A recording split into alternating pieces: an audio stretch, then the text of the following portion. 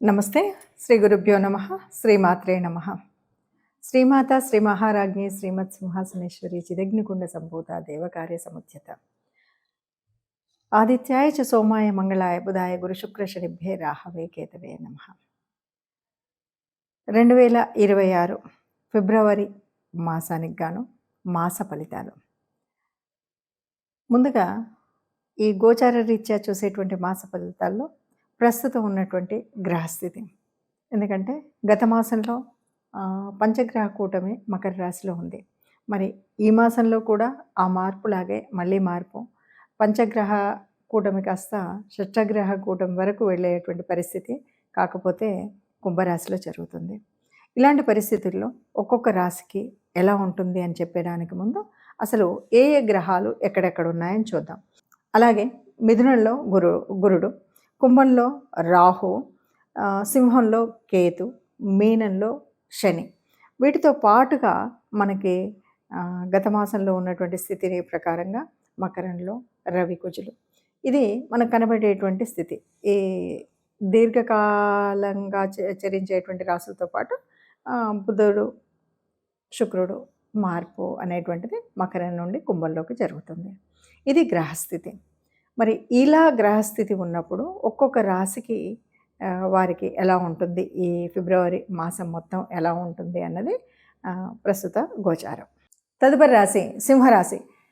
2026 ఫిబ్రవరికి గాను సింహరాశి వారికి ఫలితాలు ఎలా ఉంటాయి అనేది మనం చూసినట్టయితే, సింహరాశి వారికి మొదటి పక్షంలో కనుక చూస్తే బాగుంటుందని చెప్పాలి. ఎలా బాగుంటుంది అంటే, వీరికి శత్రువుల మీద విజయము. అలాగే మనం ఇప్పటి వరకు కొన్ని పనులు చేద్దాం అనుకున్నాం, చేయలేకపోయాం. అంటే ఏదో భూమికి సంబంధించినటువంటి స్థలాలు అమ్మాలనుకున్నాం, లేదు కొనాలనుకున్నాం. అమ్మాలనుకున్నా, కొనాలనుకున్నా, స్థలాలకు, ఇల్లులకు, ఇలాంటి విషయాల్లో చక్కగా మీరు అనుకున్నది అనుకున్నట్టుగా చేయగలుగుతారంటే, మీరు అమ్మాలనుకున్నది అమ్ముకోగలుగుతారు, కొనాలనుకుంది కొనడం. అంటే ఇలా అమ్మాలనుకున్నా, కొనాలనుకున్నా కూడా ఓ మంచి సమయం రావాలంటారు కదా, దానికి కావాల్సిన సమయం ఇప్పుడు వచ్చింది. అలాగే మీరు కొన్ని పనులలో ఇష్టాలు, నాకు ఇది చేయడం చాలా ఇష్టం, నేను ఇక్కడికి వెళ్ళడం ఇష్టం అంటాం, కానీ ఆ ఇష్టాలు ఎప్పుడు కూడా ఫలించవు. కానీ ఇప్పుడు ఆ ఇష్టాలు ఫలించేటువంటి సమయం వచ్చింది అని చెప్పొచ్చు. ఇక దీంతో పాటు శరీరంలో కూడా కొన్ని మార్పులు అయితే జరుగుతాయి. ఆలోచన విధానంలో కూడా ఒక మెచ్యూరిటీ లెవెల్స్ అంటారు కదా, అది మెచ్యూరిటీ లెవెల్స్ వస్తాయి. అట్లాగే మనకు తెలియనటువంటి చిన్న చిన్న రుగ్మతలు ఉంటాయి, అనారోగ్యము, ఇవన్నీ ఉంటాయి కదా, ఈ అనారోగ్య సమస్యలు తొలగిపోయేటువంటి స్థితి కూడా ఉంటుంది. ఇదంతా కూడా మీకు మొదటి పక్షంలో చాలా బాగా కనబడుతుంది. తర్వాత ఇక రెండవ పక్షంలో కనుక వచ్చినట్టయితే, రెండవ పక్షంలో ఎలా ఉంటుంది అంటే, కొంత సప్తమంలో గ్రహాలు కేంద్రీకృతం అవ్వడం వల్ల కొంచెం మాట పట్టింపులు రావడం, ముఖ్యంగా ఏదైనా వ్యాపారాలు చేసే, అంటే పార్ట్నర్షిప్ వ్యాపారాలు చేసేటువంటి వాళ్ళకి కొన్ని ఇబ్బందులు ఉంటాయి. అట్లాగే పార్ట్నర్షిప్పే కాదు, సమాజంతో మనకు ఉండేటువంటి వాళ్ళు కూడా, సమాజంలో ఉన్న లింకుల్లో కూడా కొంత ఇబ్బంది ఉంటుంది. ఇంతేనా అంటే భార్యాభర్తలు, అంటే జీవన భాగస్వాములు ఎవరు ఉంటారో వాళ్ళతోటి కూడా ఉంటుంది. కాబట్టి ఇది అనుకూలంగా ఉందా మరి సింహరాశి వారికి గ్రహము అంటే అనుకూలం అని చెప్పలేం. అలా అని ప్రతికూలంగా ఉందా అంటే ప్రతికూలంగా కూడా ఉండదు. ఎట్లా ఉంటుందంటే మధ్యస్థంగా ఉంటుంది రెండవ పక్షం. మొదటి పక్షం అనుకూలంగా ఉండి రెండవ పక్షం మధ్యస్థంగా ఉంటుంది తప్ప పెద్ద అది ఉంది. అయినా సరే ఆ మధ్యస్థంగా కాకుండా నాకు ఏ ఇబ్బంది అనిపించకుండా ఉండాలి రెండవ పక్షంలో కూడా అని అన్నప్పుడు మనం చేయాల్సింది ఏమిటి అంటే, అష్టమ శని దోషం ఉంది అని తెలుస్తుంది కదా. ఈ అష్టమ శని దోషం ఉన్నప్పుడు శనికి మనం చేయాల్సిన పూజలు ఏంటి? శని నుండి, అంటే శని గ్రహం యొక్క అనుకూలత మనకు కావాలి అంటే ఎవరికి దానం చేయాలి? కార్మికులకు దానం చేయాలి. శనివారం రోజు ఏం చేయాలి? నవగ్రహ మండపానికి వెళ్ళాలి, శని స్తోత్రం చదవాలి. ఇలాంటివి కనుక చేసినట్టయితే, ముఖ్యంగా వీధులలో చేసేటువంటి కర్మచారులు ఎవరైతే ఉన్నారో వాళ్ళకి ఏదైనా తోచినంత, వాళ్ళ కడుపు నిండేంత పెట్టగలిగినట్టయితే ఈ వ్యతిరేక ఫలితాలకు చాలా దూరంగా ఉండి సవ్యంగా ఉండేటువంటి పరిస్థితి సింహరాశి వారికి ఈ మాసంలో కనిపిస్తుంది. ప్రస్తుతం ఇప్పుడు మనం చూస్తున్నటువంటి గోచారం ఇది ఫలితాలు అని మనం చెప్పడానికి ముందుగా ఒక మాట చెప్పాలి. ఎప్పుడైనా సరే ప్రతిరోజు నిత్యం గ్రహాల మార్పు అనేది జరుగుతూనే ఉంటుంది. సరే, కొన్ని గ్రహాలు ఒక నెల పట్టొచ్చు, కొన్ని 30 రోజులు, కొన్ని 45 రోజులు, ఇలా మనకు తెలుసు. గ్రహాలు మారుతున్నప్పుడు తప్పనిసరిగా ఆ గ్రహ ప్రభావం అనేది మన మీద పడడం అనేది సహజం. జన్మకుండల్లో ఉన్నటువంటి జాతకాల్లో ఎలా ఉన్నా ఈ గ్రహాలు మారినప్పుడు దాని యొక్క ప్రభావం తప్పకుండా మన మీద ఉంటుంది. కాబట్టి మనం ఎందుకు ఈ 10 రోజులకి, వారానికి, వారం వారం ఎందుకు చూసుకోవాలి? ఈ గ్రహస్థితి, ఈ గోచారం వల్ల వచ్చేదేంటి అన్నది ఆలోచిస్తే గనుక తప్పనిసరిగా మనకు రాబోయే ప్రమాదాలే కాదు, లాభాలే కాదు, మన అసలు మానసిక స్థితి ఎలా ఉంటుంది? దీనికి ఎందుకు మనం ఏదైనా ఒడిదుడుకులు ఉన్నప్పుడు ఏం చెయ్యొచ్చు? ఏ రకమైనటువంటి పరిహారాలు చేసుకోవచ్చు? అనేటువంటి విషయం తెలియాలి కాబట్టి తప్పనిసరిగా గ్రహస్థితిని చూసుకోవాలి. ఇది మొట్టమొదటి విషయం.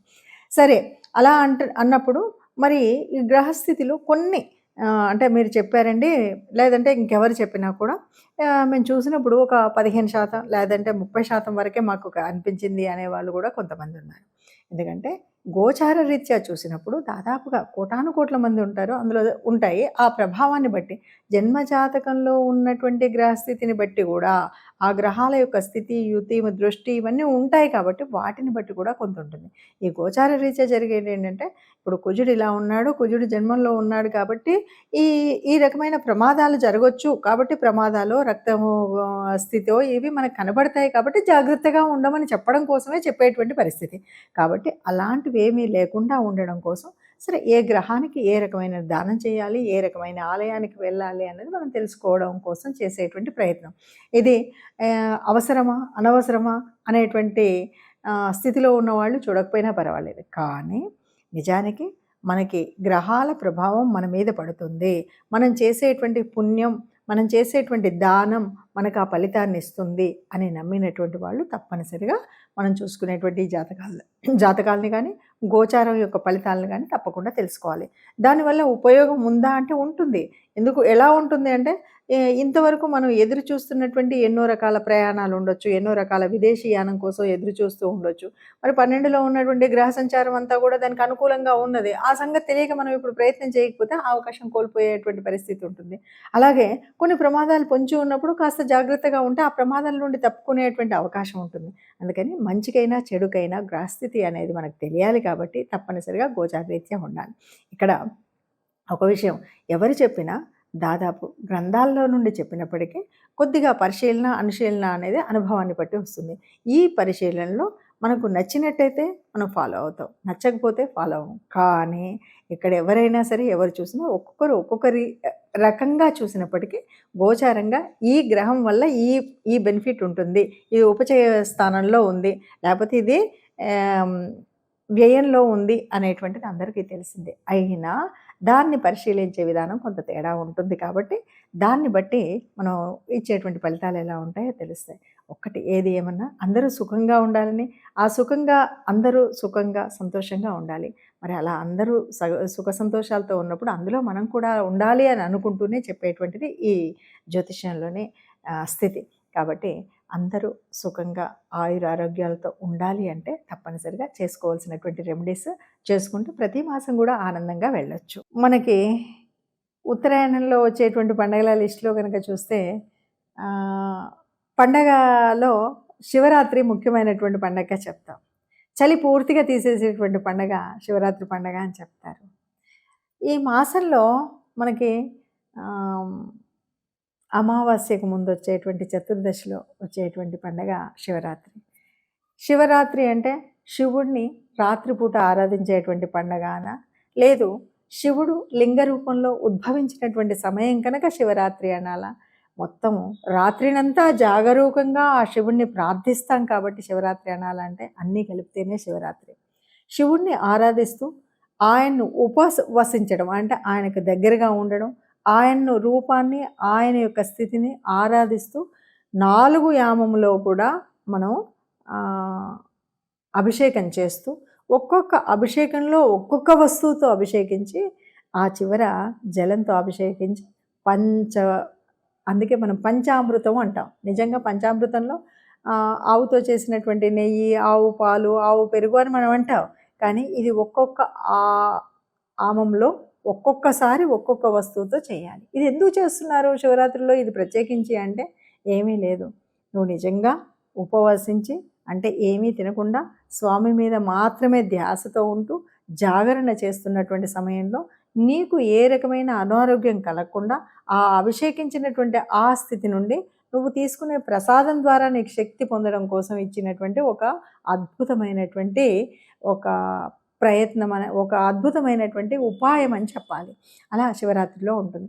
సరే, శివరాత్రి గురించి మనం ఎంత చెప్పుకున్నా, శివుడి కథలు ఎంత చెప్పుకున్నా, శివపురాణంలో మనకేమున్నా మొత్తానికి బ్రహ్మ, విష్ణు, మహేశ్వరులలో ఆదిదేవుడైనటువంటి ఆ శివుడు లింగరూపం దాల్చినటువంటి ఒక అద్భుతమైనటువంటి ఘట్టం ఈ ఘట్టం.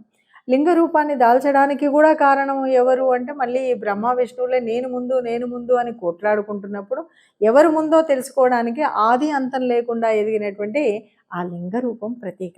అందుకంటే నేను అన్నది కాదు, అందరినీ లయం చేయగలిగినటువంటి వాడు. మరి శివుడి గురించి ఎన్ని కథలు ఎంత చెప్పినా కూడా ఏవైనా చెప్పుకోవచ్చు. శివపురాణాన్ని, అందులో ఉన్న శివభక్తుల కథలు ఒక్కొక్కటిగా చెప్పుకున్నా శివుడు పాపం బోలాశంకరుడు. నీకు భక్తి ముఖ్యం కానీ నీకు ఎలా ఉన్నా పర్వాలేదన్నాడు. తిన్నని భక్తిని ఆయన స్వీకరించాడు. అలాగే అద్భుతమైనటువంటి 3 పూటల స్నానం చేసి సంధ్యావందనాలు చేసేటువంటి పూజని స్వీకరించాడు. ఆఖరికి శ్రీకాళహస్తిలో ఉన్నటువంటి పాము, సాలెపురుగు లాంటి వాటి యొక్క ప్రేమను కూడా, వాళ్ళ యొక్క భక్తిని కూడా స్వీకరించగలిగినటువంటి వాడు శివుడు.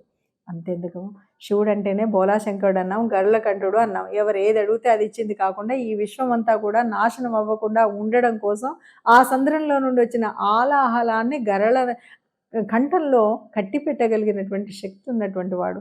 తన బిడ్డలందరూ సుఖంగా ఉండాలి అన్నటువంటి వాడు. అంతేకాదు తన భార్యకు సగభాగాన్ని ఇచ్చినటువంటి అర్ధనారీశ్వరుడు బోలాశంకరుడు. ఏ రాక్షసుడైనా ఎవరైనా ఎప్పుడు ఏది అడిగినా వాళ్ళకి తపస్సు చేశాడంటే వరం ఇచ్చినటువంటి శంకరుడు బోలాశంకరుడు. మరి అలాంటి శంకర తత్వాన్ని తెలుసుకోవడం కోసం, శివ తత్వాన్ని తెలుసుకోవడం, శివ పూజ ఎలా ఉంటుంది అంటే ఆ లింగాకారంలో ఉన్నటువంటి నేను ఏ ఆకారము నాకు లేదు, ఆది అంతం నాకు లేదు, అయినా సర్వాంతర్యామినైనట్టు నన్ను మీరు ఎక్కడ ఆరాధిస్తే అక్కడ మీకు ప్రేమను కురిపిస్తాను మీకు అని ఆయన కృపను అందించినటువంటి పండగ శివరాత్రి. మరి ఆ శివరాత్రిని చక్కగా మనస వాచ కర్మణ మనం మన పద్ధతిలో చేసుకుంటూ మన సంస్కృతిని, సంస్కారాన్ని కాపాడుకుందాం. ఈ మధ్య కొందరు అడిగినటువంటి ప్రశ్నలకు నాకు చాలా వింతైనటువంటి ఆలోచన వచ్చింది.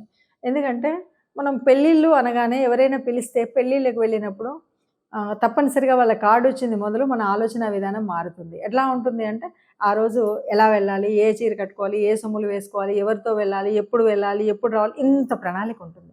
ఇన్ని ప్రణాళికలు ఉన్నప్పుడు ఒక్క విషయాన్ని మర్చిపోతున్నాం. మన ధర్మంలో చెప్పింది ఏంటంటే సుఖం కంటే కష్టానికి తప్పనిసరిగా వెళ్ళాలి. అదేవిధంగా వాళ్ళకి కష్టం వచ్చినప్పుడు పొరపాటున మనం అనుకున్నటువంటి శుభకార్యం కాకుండా ఒక అశుభం జరిగింది, వాళ్ళ ఇంట్లో ఒక చావైంది.